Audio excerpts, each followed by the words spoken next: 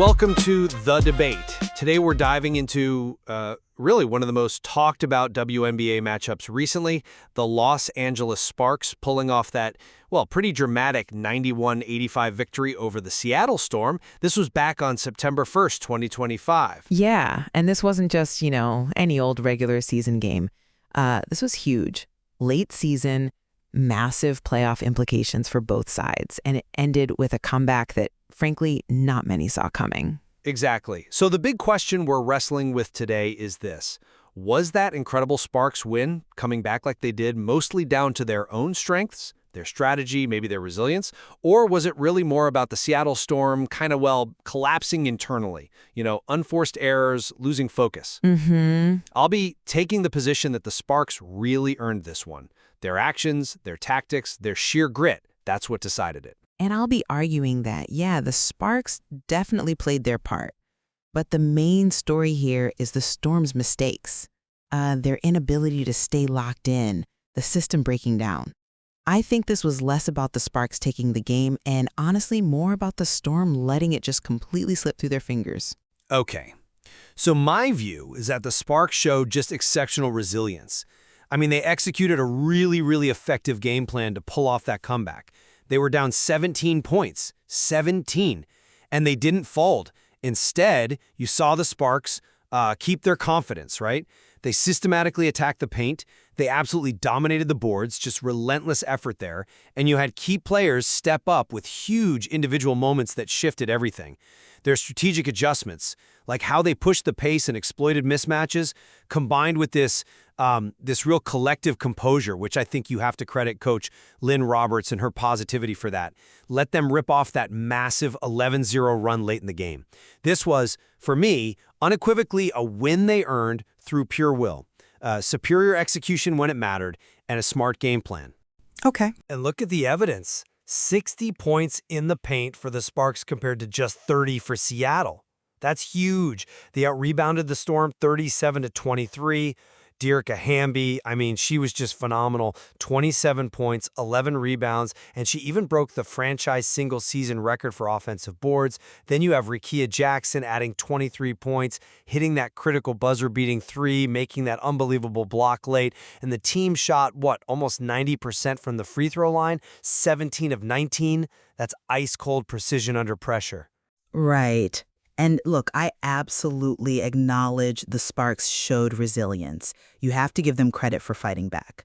But I still maintain that the overriding factor here was the Storm just completely losing focus in making critical, self-inflicted errors. You build a 17-point lead in a game this important, and then what happens? You have Storm players themselves, veterans, mind you, like Nneka Ogwumike, Skylar Diggins, openly admitting they relaxed. They, quote, took the foot off the gas. And you saw it play out, right? Their perimeter shooting, which was frankly lights out in the first half, I think they were 10 of 17, nearly 60%. It just cooled off dramatically. By the end, they're down near 40%. Nneka starts hot, 5 of 6 from deep, then goes cold. Their defense inside, well, Coach Noelle Quinn said it herself, too many easy baskets. That points to breakdowns. And offensively, things just stagnated. Critical turnovers started piling up, 14 in total. And they scored only 12 points. 12 in the entire fourth quarter. These weren't just small mistakes. They were huge errors that compounded. And that's what let the Sparks chip away and eventually steal the win. So for me, this feels much more like a game the Storm just surrendered. Less about the Sparks being dominant start to finish, and more about Seattle kind of, handing it over. The talk afterwards, calling it a choke job, I think that gets closer to the truth of why they lost. See, I think it's a bit too easy to just blame the Storm's defense collapsing without crediting the Sparks' offense for making it collapse. Getting 60 points in the paint against a team like Seattle, a playoff team, that doesn't just happen by accident. It's a result of a very deliberate, well-executed game plan. The Sparks used high-low action effectively, especially getting the ball to Dearica Hamby. 13 of 18 from the field, that's incredibly efficient. It is efficient. Yeah. Right?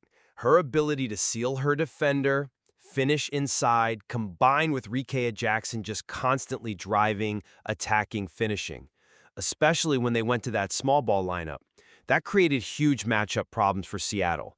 It forced their bigger players to guard quicker Sparks players on the perimeter, or it left smaller Storm guards totally overmatched trying to handle Hamby inside. It caused constant scrambling, breakdowns in defensive positioning. This wasn't just the Storm messing up. It was the Sparks actively exploiting weaknesses they identified. It was tactical. Okay, I hear that interpretation, but my issue is I feel like it might slightly overstate the Sparks' sort of tactical brilliance and maybe understates the severity of the Storm's breakdown. Yes, the Sparks attacked the paint, but the ease with which they seem to score some of those 60 points, that's what really stands out to me. Coach Quinn's comments again, too many easy baskets, problems with defensive recognition and communication. That sounds less like being out-schemed and more like, well, fundamental failures. The Storm's rotations just got slow, undisciplined, especially on pick and rolls. They weren't executing basic help-side defense consistently, leaving the paint wide open sometimes. It really points towards maybe a lack of mental discipline, a failure to adjust after they built that big lead. It feels like they allowed the Sparks to exploit pretty basic defensive mistakes, rather than the Sparks having to overcome some kind of perfectly executed, locked-in Storm defense. It feels like the Storm's structure just kind of dissolved. But isn't it possible, maybe even likely, that the pressure the Sparks applied caused those breakdowns? We're talking about a team that clearly found another gear when the game was on the line. That 11-0 run in the last 2 minutes and change, plus the free throws, 17 of 19. That shows incredible mental toughness, right? Execution under the most extreme pressure.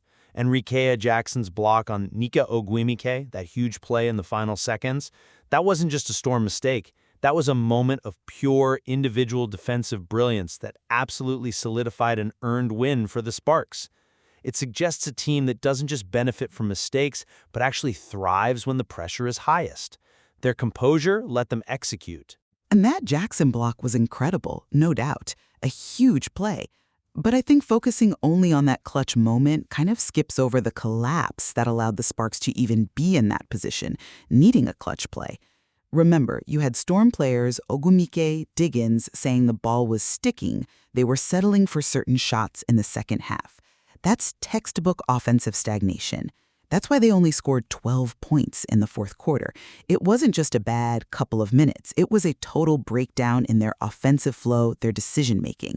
When you give up a 17-point lead like that against a team desperate for a playoff spot, it points to a pretty significant psychological breakdown, an inability to execute when it matters most. The game really slipped away because they couldn't maintain their focus or their offensive identity. They basically stopped playing the way that got them the lead. Okay, let's widen the lens a bit then. Look at the playoff picture, because that often tells you something about a team's real character, right?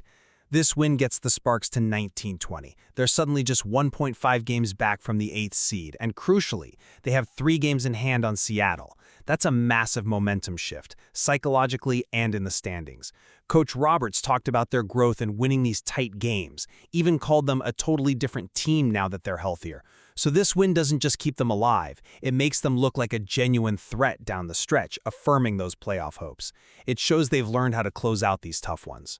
After this loss, Skylar Diggins said it after the game, something like, "There's only 2 games left, so there's no option but to win both of them." That quote just screams pressure, right? It highlights how critical this loss was and the immense pressure now on this veteran team just to make the playoffs. It really exposes that kind of duality. They've shown flashes of dominance, but then these struggles to close out vital games. It raises real questions about their readiness for the playoffs, their mental toughness, especially against teams that can keep coming at them for 40 minutes. This wasn't just a loss. It felt like a real confidence hit. So wrapping up my view, the Los Angeles Sparks comeback was fundamentally a hard-earned victory.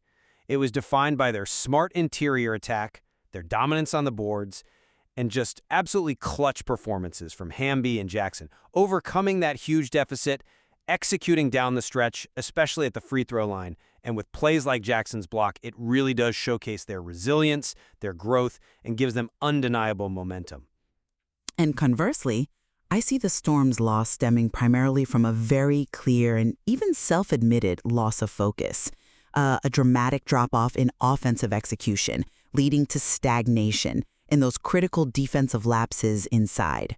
Players saying they relaxed, Coach Quinn pointing out communication breakdowns. It all points to underlying issues with composure, with discipline, that allow them to essentially squander a commanding lead through their own mistakes. It was certainly an intense game, and it really does highlight how complex these outcomes are in basketball. You know, strategy, individual heroics, team composure, it all comes together or sometimes falls apart. Absolutely. Both the Sparks fight and the Storm struggles definitely played a role in that incredible finish. It leaves us, and I think our listeners, with a lot to think about as these two teams head into the absolute crucial final games of their seasons, with everything still on the line. Indeed. Thanks for tuning into the debate.